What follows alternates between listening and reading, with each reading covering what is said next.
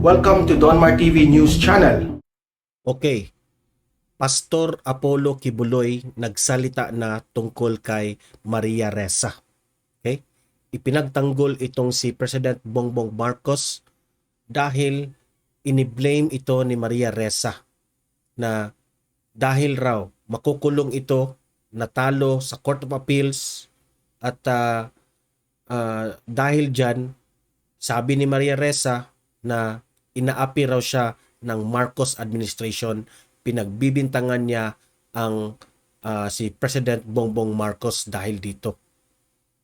Okay? So, because of this, itong si Pastor Apollo Kibuloy binanatan si Maria Ressa. Nagsalita na si Pastor Apollo Kibuloy tungkol sa kanya. Okay? Pero bago natin itatalakay ito, guys, I'm begging you, please like this video para kakalat ito sa YouTube, para kakalat ito sa taong bayan na marami ang makaalam sa katotohanan tungkol sa issue na ito. Okay? Like na. 1, 2, 3, go!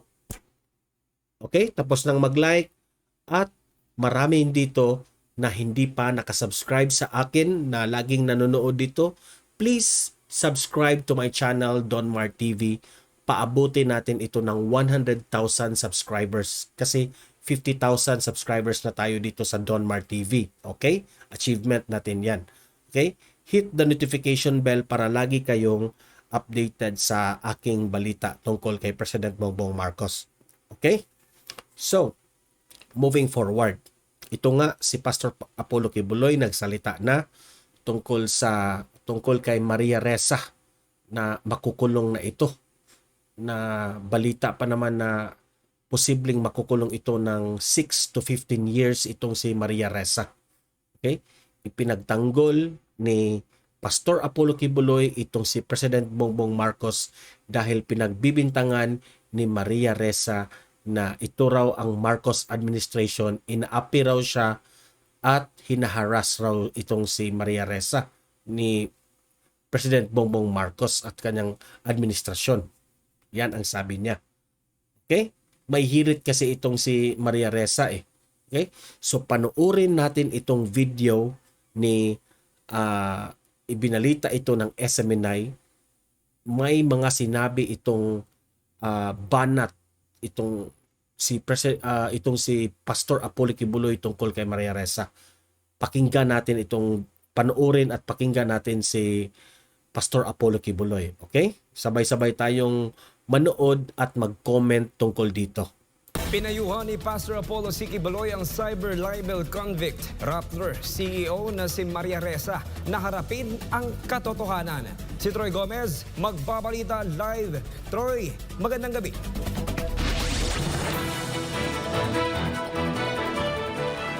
Kyle, magandang gabi. Muling binanata ni SMNI Honorary Chairman Reverend Dr. Pastor Apollo C. Kibuloy ang libel convict CEO na si Maria Ressa ng least trusted media sa bansa na Rappler. What will we lose? You are the least trusted. Tignan mo yung mga comments. Lahat ayaw sa iyo. Hindi nyo nababasa yung mga comments ng bansang Pilipinas? Nga eh. Oh. Nalungkot ba sila na ikaw ay sasara? Hindi. Nagsaya ang lahat. Nagbubunyi, nagpipiesta na mawawala na kayo sa pamamahayag na hindi tama. So, ito, ipack-check mo itong mga sinasabi mo. Kabaligtaran to eh. You are the one who lose everything, not us. What we lost is another headache. Oo nga eh. Hindi kawalan sa Pilipino na makukulong ka, Maria Ressa. No? Kung hindi, we lost a termite and that is you. Anay ka ng Pilipinas. We lost a termite, we lost a headache. Batikos mula kay Pastor Apollo C. Kibuloy ang inabot ni Maria Ressa, ang libel convict CEO ng least trusted media na Rappler, matapos itong magmatigas sa ginawang pag-uphold ng Court of Appeals sa naunang desisyon ng Manila Regional Trial Court kaugnay sa kasong cyber libel. Ayon sa nasabing korte, si Ressa at ang dating writer nito na si Reynaldo Santos Jr. ay guilty sa isinampang cyber libel case ng businessman na si William Keng. Pero para kay Maria Ressa, ang lahat ng ito ay hindi makatarungan at puro kasinungalingan lamang na bahagi niya ng panggigipit ng pamahalaan. Giit pa niya na mas marami ang mawawala sa mga Pilipino kaysa kanya kung siya ay unjustly o di makatarungang makukulong. Pero para kay Pastor Apollo Sikibuloy, dumaan sa tamang due process ang kaso ni Ressa. Nakakuha ng abogado anya si Ressa para ipagtanggol ang sarili. Pero yun nga lang ay bigo itong manalo sa... Di ba? Tama nga itong balita na ito. Itong si Maria Ressa dumaan sa tamang proseso. Sa regional court, kinasuhan siya ni William Keng. Ngayon, natalo siya. Lahat ng ebidensya ni William Keng na siniraan niya si William Keng, Maria Ressa, siniraan niya si William Keng, lahat yan inapprove ng korte kaya natalo itong si Maria Ressa. Di ba? So ngayon, Maria Ressa has the right na umapila. So, nag-apila siya sa Court of Appeals. Ngayon naman, pag-apila niya sa Court of Appeals, siya ay dininay, dinismiss, binasura. So natalo rin siya. Kaya hahatulan siya ng 6 to 15 years na makukulong ito. kaso. So tamang proseso ha, hindi ka inaapi ng gobyerno. Hindi ka hinaharas ng administrasyon ni President Bongbong Marcos. So wag mong pagbibintangan si President Bongbong Marcos kasi dumaan ka sa tamang proseso. At mas lalo pang nadiin ang pagkakamali matapos palpak ang apela nito na makuha ang pabor ng Court of Appeals. Tapos nag-Court of Appeals ka. You went through the process. Tapos, hindi tinanggap yung appeal mo. The Court of Appeals, yung appeal mo, dinismiss. So, inuphold nila yung conviction mo as a cyber libel criminal. Unjustly. Sana nga unjustly doon. Nagpa-fact check ka, fact checker ka ng Facebook. Pagkatapos, hindi mo na fact check sarili mo. Hindi mo man minimension si William Keng na nagdemanda sa'yo. Correct. Pinapalabas mo pa sa abroad na ang nag-api-api sa'yo ay ang gobyerno. Di ba kasinungalingan yun? Kasi guys, para sa akin, magkomentaryo ako tungkol dito. Nakakainis at nakakagalit itong si Maria Ressa dahil pinalabas niya sa abroad na siya ay inaapi ng ating gobyerno. Pinalabas niya na hinaras siya ng Marcos administration, which is fake news yan. Fact checker pa naman ito sa Facebook, si Maria Ressa. Ngayon, hindi niya na fact check ang kanyang sarili. Yan ang punto ni Pastor Apollo Kibuloy. Maria Ressa, ipact check mo sarili mo. Ang pagmamayabang naman ni Ressa na mas marami ang mawawala sa mga Pilipino kung siya ay di makatarungang makukulong ay hindi rin pinalampas ni Pastor Apollo. Filipino citizen, sabi mo, lose far more than I do. Really? Seriously?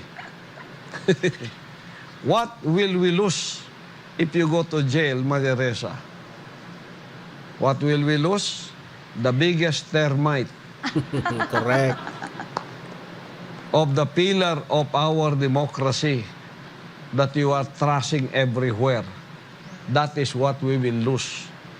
A mother termite that knows the pillar of our democratic system by being biased in your fake news. Sinabi din ni Pastor Apollo na binubulag ni Ressa ang mga tao, lalo na ang mga nasa abroad, sa pamamagitan ng kanyang mapanlinlang na mga pahayag na inaapi-apian niya siya ng pamahalaan sa pamamagitan ng pagkitil sa kalayaan ng pamamahayag. Giit din ni Pastor Apollo na Ayan naman. Ginipit raw siya ng pamahalaan sa pagkitil ng freedom of expression, kalayaan ng pamamahayag. You have all the freedom, Maria Ressa. Far out ang kaso mo dahil ang kaso mo cyber libel against a private person, which is si William Keng, di ba? So you have all the freedom. until now nga, bumisita ako sa Rappler na YouTube channel, lahat paninira pa rin ang ginagawa nyo. So you still have the freedom. You still have the freedom. Do not say na kitil ng kalayaan ng pamamahayag. Fake news ka na naman. Gamit lamang ni Ressa ang foreign-funded online news site na Rappler upang sirain ang mismong imahe ng Pilipinas. Kahit ikaw pa, kahit pa foreign funded ka. So, wag mo nang linlangin ang mga Pilipino sa mga statements mo. Wag mo nang ipagmatuwid ang sarili mo sapagkat harapin mo ng katotohanan na itong Rappler, kung iyong napansin, nakita ng buong Pilipinas, it is a media for demolition. It's not a media for... Ang Rappler raw ay ginawa para masira ang ating bayan. It's not built for nation building ang Rappler. Tama lang na mapastop na yung Rappler na yan. construction.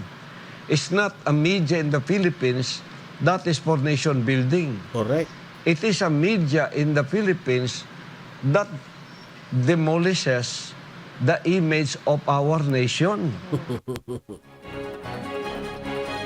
So ayan narinig natin ang punto banat ni Pastor Apollo Kibuloy tungkol kay Maria Ressa.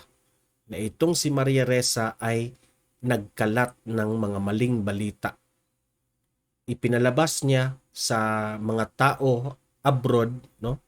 Mga tao sa labas ng Pilipinas na pinalabas niya na ginigipit siya ng pamahalaan ng Pilipinas ng Marcos administration.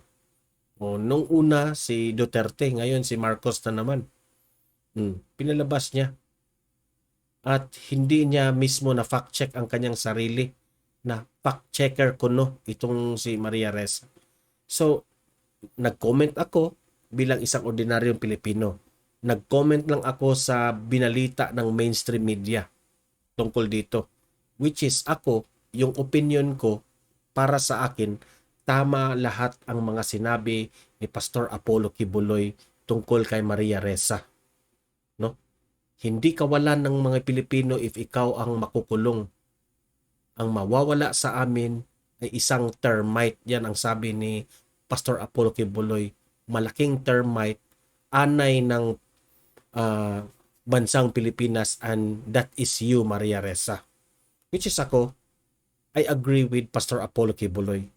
Kapag makulong itong si Maria Ressa, tahimik na ang ating press na wala nang masyadong fake na mga balita na parang nanghingi ng sympathy sa ibang bansa itong si Maria Ressa Di ko alam if tunay ba itong Pilipino, itong babae na ito. Okay? So kayong mga nanonood, mga audience ko dito, libre kayong mag-comment, mag-react tungkol sa mga sinabi ni Pastor Apollo Kibuloy. Tama lang ba ang mga sinabi ni Pastor Apollo Kibuloy? Tama ba ang mga banat ni Pastor Apollo Kibuloy tungkol kay Maria Ressa? Okay? Libre kayong mag-comment, mag-react. And guys, I'm begging you, i-like nyo ito sa YouTube para kakalat ito sa taong bayan, malaman ang katotohanan tungkol sa issue na ito. Okay? Subscribe sa aking channel, Donmar TV. Okay? Please subscribe, guys. And also, hit the notification bell so that you will be updated palagi tungkol kay President Bongbong Marcos. Okay? So, patuloy nating ipaglaban itong si President Bongbong Marcos, former President Rodrigo Roa Duterte, itong si Vice President Inday Sara Duterte sa ating mga vlog. Okay? And mahalin natin ang Pilipinas. And guys, see you in my next video. And God bless everyone.